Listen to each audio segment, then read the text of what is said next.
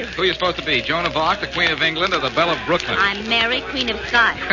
Only right now I better be Mary, Mistress of Sandwiches, hadn't I? Keep everybody amused, will you, dear? Any suggestions on how that's done? Well, if I knew, you'd be king about the sandwiches. Hey, by the way, you look awfully thick as Robin Hood, Blackie. Are those real arrows? Sure, but I'm not really Robin Hood. I'm actually Cupid with clothes on. It's cold out. Well, Cupid, old kid, aim a couple of arrows where they'll do the most good. I'll be seeing you. Oh, and remember, there is no mistletoe under the chandelier. Only you can forget that when I get back. I will. Hurry with those sandwiches, will you, Mary? You bet I will. I'm the kind of a guest who has an appetite for adventure, but I've also got a craving for something a little more substantial. I'll be over at the piano. All right. Okay. Blackie. What's the matter, Mary? Where are the sandwiches and why the puzzled look? This is a party. You know, have fun. Hooray, whoopee. What's wrong? Well, nothing except that there's a very funny-looking old lady out in the foyer asking for you. Really? How funny looking? Very, very. She's wearing a long black dress. Her hair is practically white, and it's so stringy, and it could be arrested for loitering all over her face. What about the face? Well, from what I could see, maybe her hair doesn't cover enough of it. Sounds like a description of my schoolgirl sweetheart. Well, this is a costume party, Mary, and anybody can come dressed as anything she likes, I suppose. This gal overdid the privilege, I can tell you. She's a little airy, no kidding. Well, I'll see her, and if the worst comes to worst, I'll grab her broom and ride off on it. Blackie, you don't know how close you might be to what that gal actually is.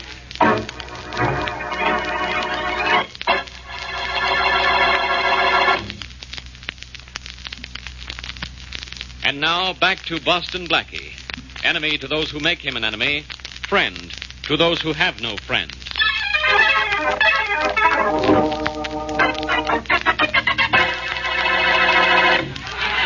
See you later, kids. Hello, I'm Boston Blackie. You want to see me?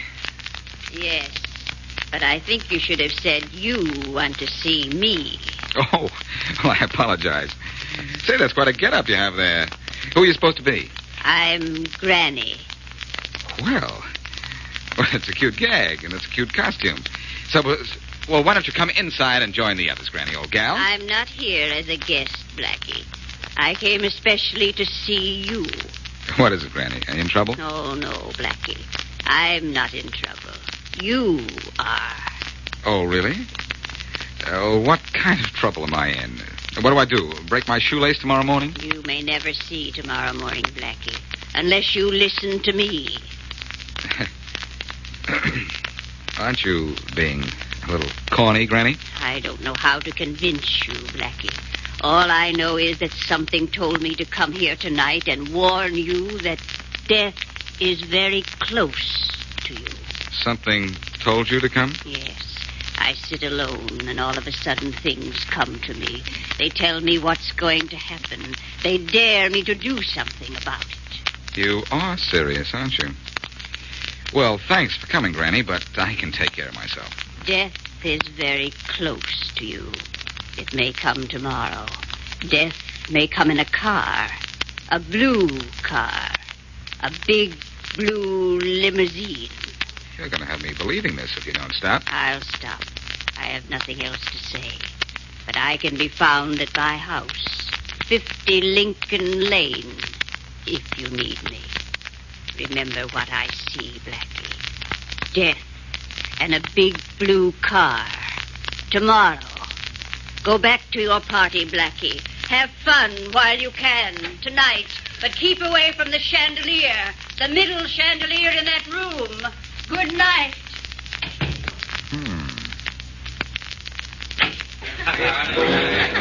Blackie, where were you so long? I'm not sure, Mary. I think I was out in the foyer. For goodness sakes, is something wrong? No, I don't suppose so. Okay, milady. Let's see that this party of yours keeps going. Right you are. Let's go over to the center of the room. The chandelier crashed down. Lucky nobody was under it. Well, I should say so, Blackie. How could an accident like that happen? That's not what bothers me. It's how could anyone know it's going to happen?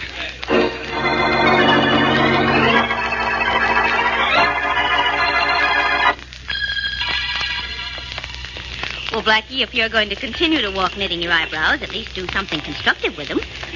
Make me a sweater, maybe, huh? Mary, I can't get over that old lady who came to your party last night. After all, she did warn me about the chandelier.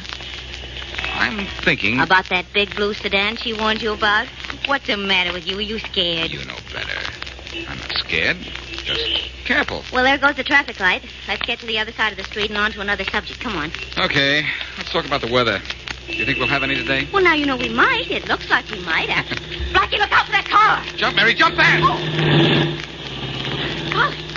That driver tried to run us down, didn't he? I'm scared. That makes two of us.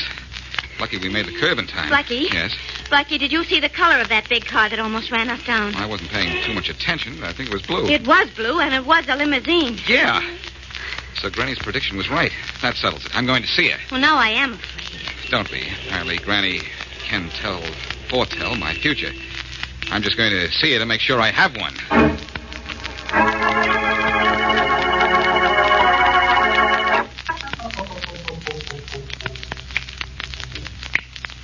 Yeah, that did it, Hanson. I cut the burglar alarm so we could practically break this window now and nobody'd hear us. Good work, Pete. Right here. Take my ring and use a diamond on that window pane. All right, boss.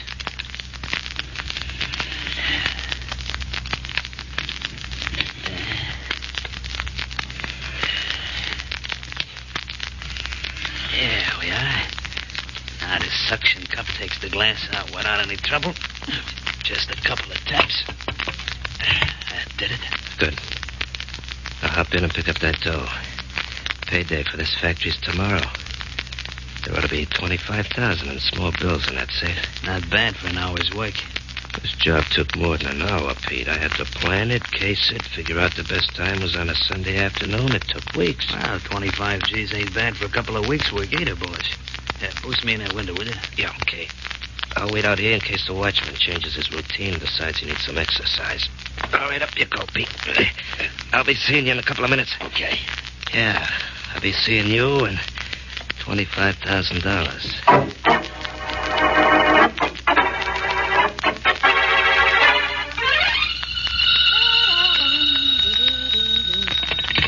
Hello? Hello, Blackie. Now do I sound like Blackie, Inspector Faraday? This is Mary Wesley. Oh, you. Well, really, Inspector, I'm not that bad. I haven't been called you in years. Well, I just... But Blackie isn't here. I'm waiting for him, too. Well, when he comes in, tell him to call me right away at headquarters. I got something important to tell him. Just a little news he ought to know. Oh? Joe Hanson's back in town, and he hates Blackie worse than he hates anything in the world, because Blackie sent him to prison 10 years ago. Inspector, are you positive he's back? I'm more than positive. I'm sure. Now, you be sure you have Blackie call me, you hear? Well, all right, but I could tell him, couldn't I? Yeah, I guess so. You tell him, Miss Wesley. I don't want to talk to the big lug anyhow.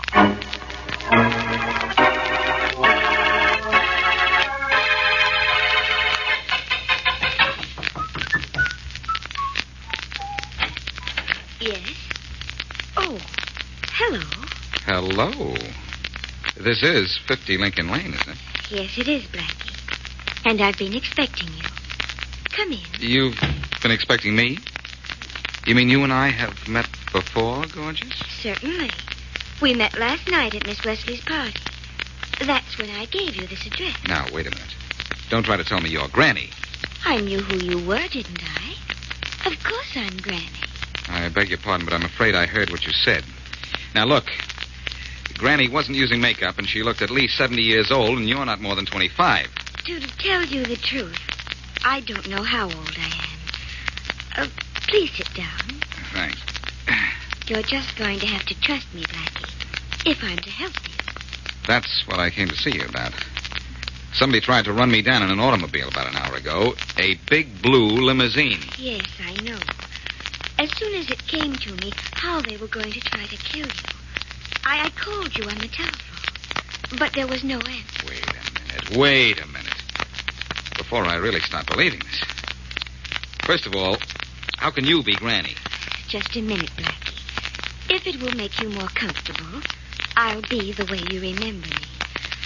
I'm going into the next room alone. All right. What's in there? Your crystal ball or your magic wand? Nothing's in here, Blackie, except my book.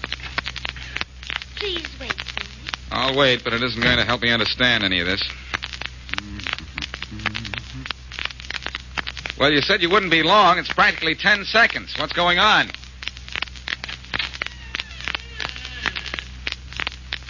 You see, Blackie, I was Granny all the time. And now I look like Granny. This can't happen to me. Oh, I get it. This whole thing is a gag. That young girl is in that room. Think so, Blackie? Come look. You bet I will. Well, Blackie, you're looking? Yes, I am. And she's not here. And there's no door to this room except the one I just came through.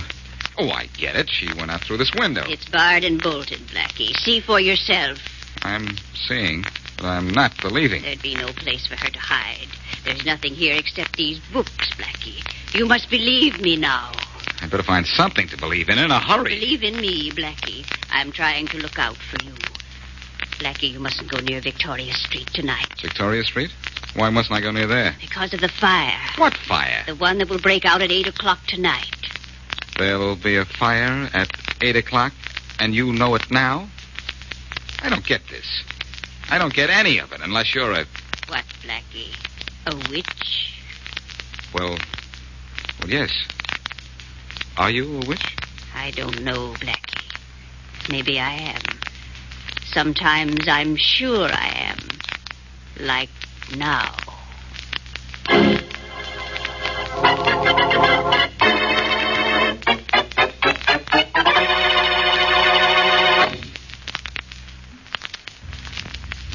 And now back to Boston Blackie.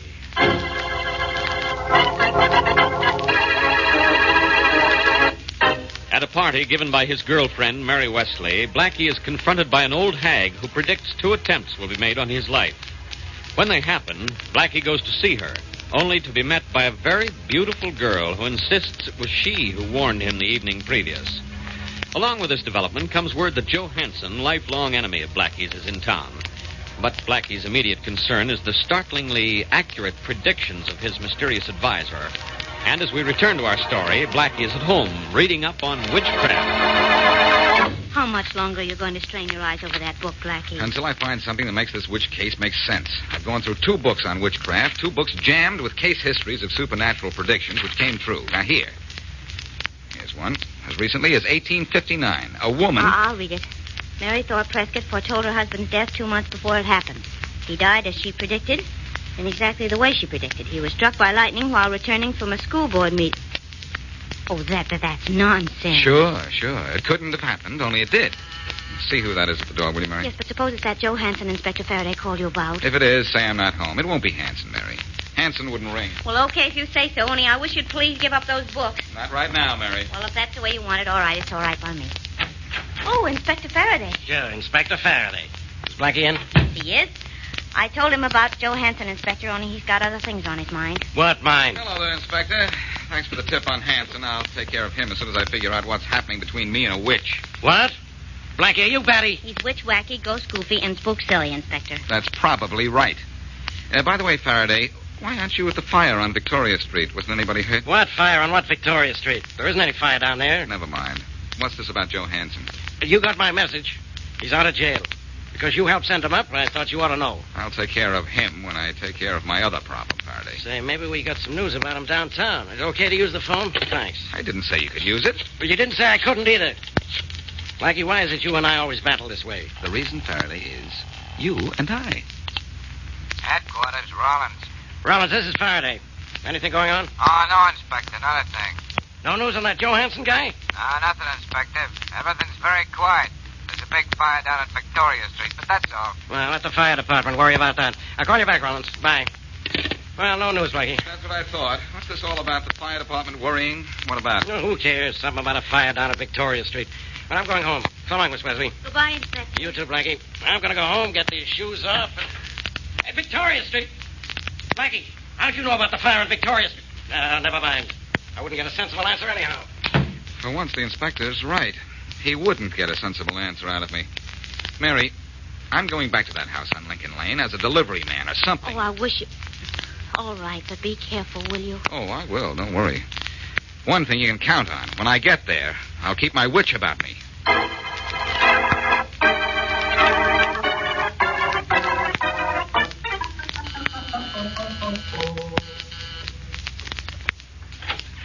Yes? Hello, I got this a chair for you. All right if I bring him in. Chair? Yes, I ordered a chair. Put it in the living room. This way, please. Right. I've been working on the railroad. Put it right down there. That's right. Thank you. It's no trouble, lady. I guess that's all. Lady, your phone should ring. Yes, I know. You're not going to answer it? Yes, I'll answer it as soon as you leave, Blackie. You knew it was me? You wouldn't try to fool me, Blackie. Not me. I knew you were coming even before you decided to come. Would you please go now? I really must answer the phone. And you can't while I'm here? No. Oh, that's fine. You know, it might be your friend Death calling to tell you when he's calling for me. It might be. Well, do me a favor. Ask him where he's calling from.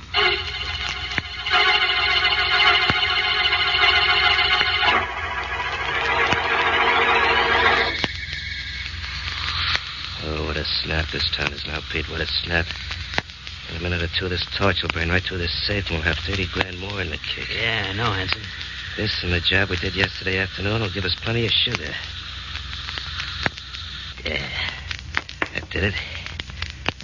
Now for 30 grand in diamonds, Pete. Clean, clear, cold diamonds. Keep them for 6 months, and get rid of them. Live on Easy Street. Maybe.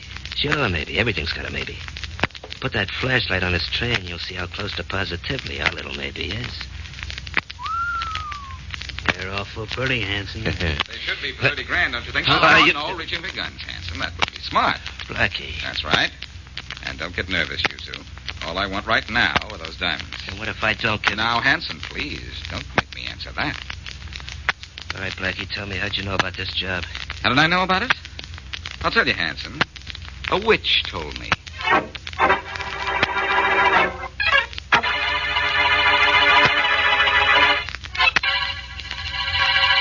$30,000 in diamond I lose, Inspector Faraday, and you sit there. What kind of police force do we have here? I'm not the whole police force, Mr. Van Gelder. I'm only one man. We got men working on your case. You've got men working on my case. So what does that mean? Did I come to headquarters just to be told that? To tell you the truth, Mr. Van Gelder, I don't know why you did come here. He doesn't know why. $30,000 worth of diamonds. Why, isn't that enough? Hello, Faraday. Blackie, go away. I got troubles. He's got troubles. I've got troubles. I want my diamonds. I want them. Do you understand? Look, Mr. Van Gelder, I told Never you mind, that... Inspector, never mind. All Mr. Van Gelder wants is his diamonds. Here they are. My diamonds. My diamonds. Thank you.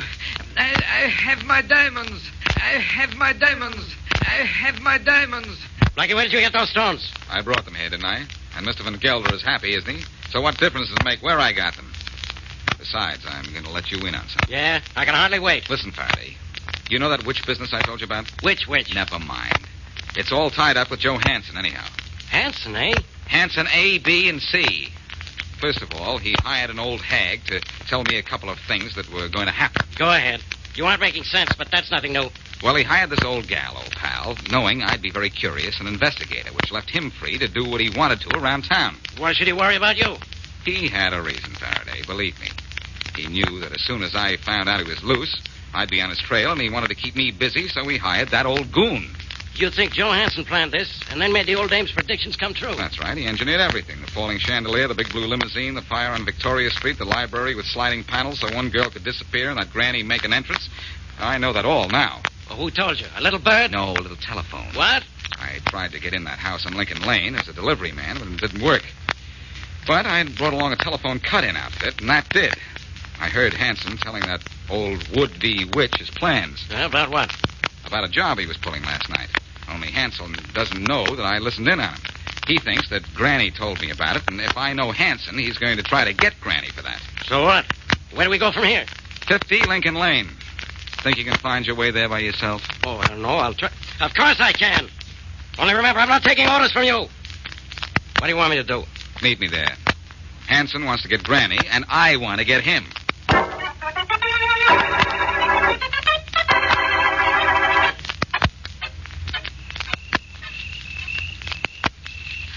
Waiting here behind this hedge gives me the creeps, Joey.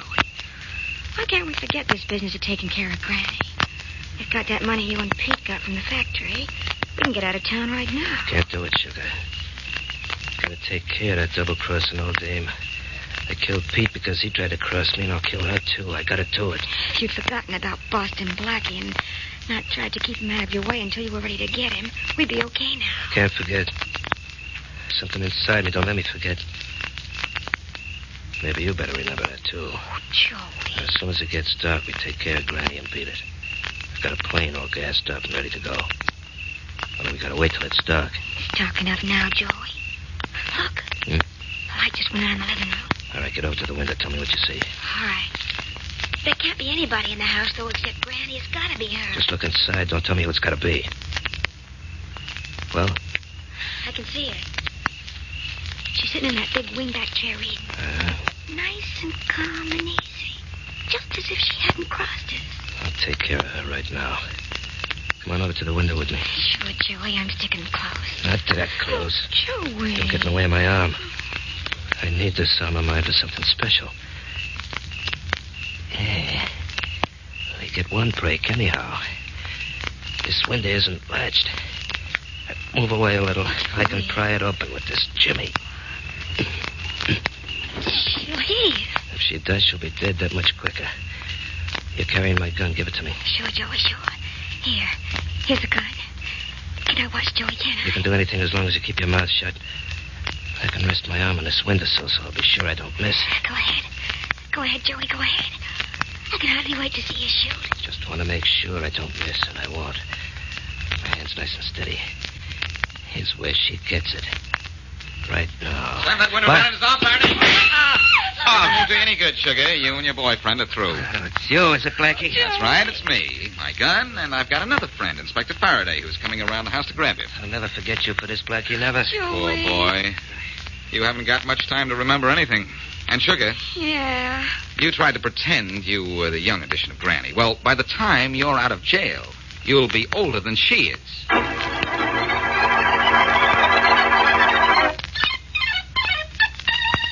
Blackie, at least you'll grant me that there was nothing supernatural about Granny and her predictions. Will I, Mary?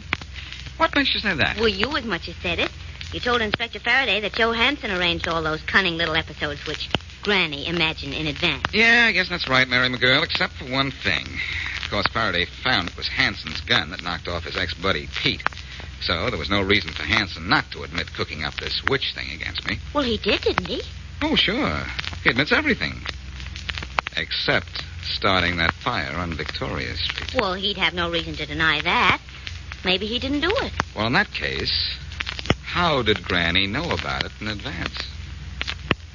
Oh, I never thought about that. Well, why don't you ask her? I tried to find her this morning, Mary. And maybe she is a witch, and maybe she's just a frightened old woman. But for all I know, she's disappeared into thin air.